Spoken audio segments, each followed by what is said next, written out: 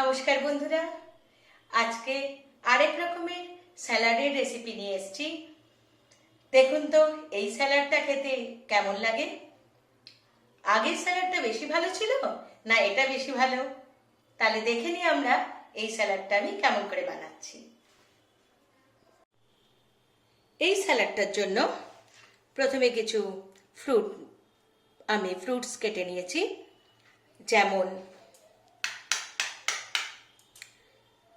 Apple, আনারস আর অল্প কিছু বেদানা। এক বাটি সবজি সেদ্ধ করে নিয়েছি, অল্প কিছু মটরশুঁটি নিয়েছি, অল্প কিছু কাবলি ছোলা সেদ্ধ করে নিয়েছি, কিছুটা পনির টুকরো টুকরো করে কেটে নিয়েছি, অল্প একটু চিকেন, এটাও বোনলেস নিয়ে নিয়েছি, আর একটু 4-5টা রসুন কুচি, কয়েকটা কাঁচা লঙ্কা, অল্প একটা ছোট পেঁয়াজ কুচি, আর অল্প একটু দই দেব আর মেও। দইয়ের সাথে আমি কাঁচা লঙ্কাটা বেটে রাখবো। বন্ধুরা, আমি কড়াইয়ে অল্প একটু তেল জাস্ট একটু ব্রাশ করার মতো নিয়ে নিয়েছি। তার মধ্যে প্রথমে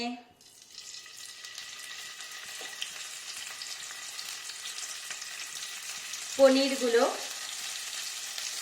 ছেড়ে দিলাম, অল্প একটু নুন দিয়ে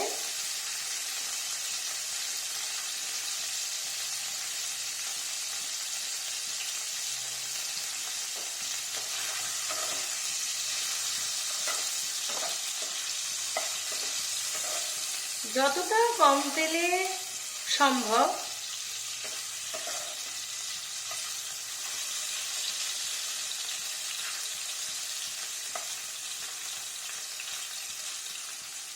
একটু লাল করে ভেজে নেব। আমার পনিরটা লাল লাল করে ভাজা হয়ে গেছে, এবার আমি তুলে নিলাম।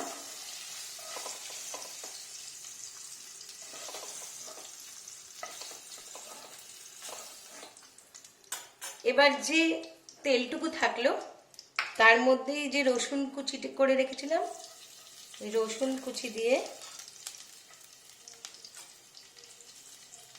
একটু নাড়িয়ে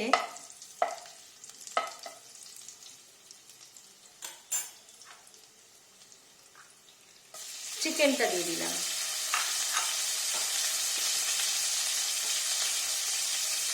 অল্প একটু নুন দিয়ে এবার চিকেনটা এই তেলের মধ্যেই আমি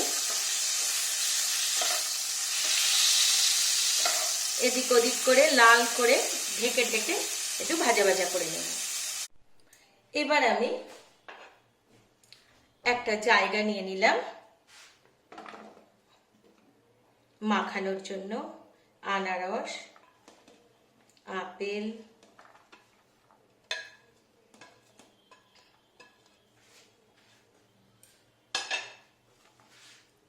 এই যে চিকেনটা নাড়িয়ে নিয়েছি রসুনের সাথে,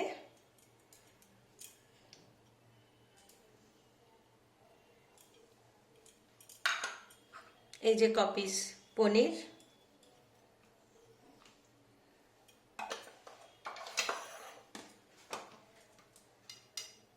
এক বাটি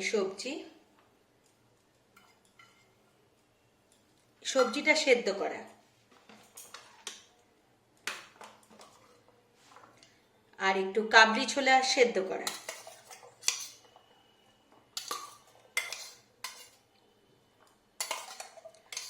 বড় চামচের আমি 4-5 চামচ দিয়ে দিলাম,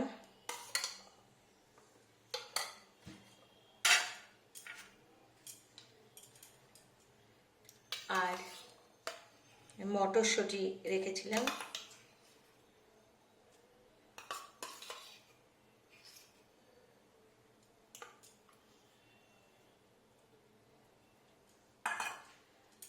আর এই পেঁয়াজ।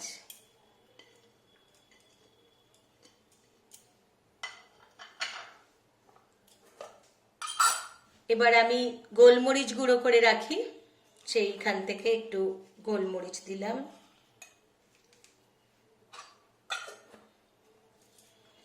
গোলমরিচ বাড়িতে গুঁড়ো করে দিলে অনেক বেশি ঝাঁঝ আর গন্ধ টেস্ট হয়, সেই জন্য আমি সবসময় চেষ্টা করি বাড়িতে গোটা গোলমরিচ গুঁড়ো করে রাখতে। এই দই আর কাঁচা লঙ্কা বেটে রেখেছিলাম,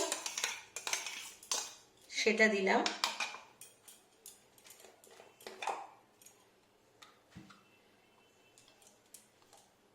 এবার কিছুটা মেয়োনিজ দিয়ে দিলাম। এই স্যালাডটা বানিয়ে 2-3 দিন ফ্রিজেও রাখা যায়। আমি টেস্টের জন্য অল্প একটু মিষ্টি দেব, আপনারা মিষ্টিটা স্কিপ করতে পারেন।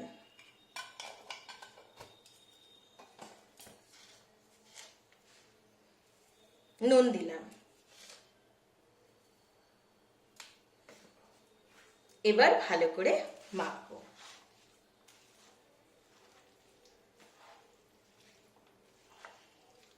খুব ভালো করে এটা মাখতে হবে। এরকম দেখতে হয়েছে। আর নুন মিষ্টিটা অবশ্যই মুখে দিয়ে সবাই দেখে নেবেন, আর আমাকে জানাবেন আগের দিনের স্যালাডটা বেশি ভালো হয়েছে না এই স্যালাডটা। ভালো লাগলে অবশ্যই শেয়ার, সাবস্ক্রাইব, লাইক করতে ভুলবেন না, আর কমেন্টে অবশ্যই লিখবেন বাড়ির সবাই খেয়ে কি বলল। তাহলে আজকে এই পর্যন্তই। নমস্কার।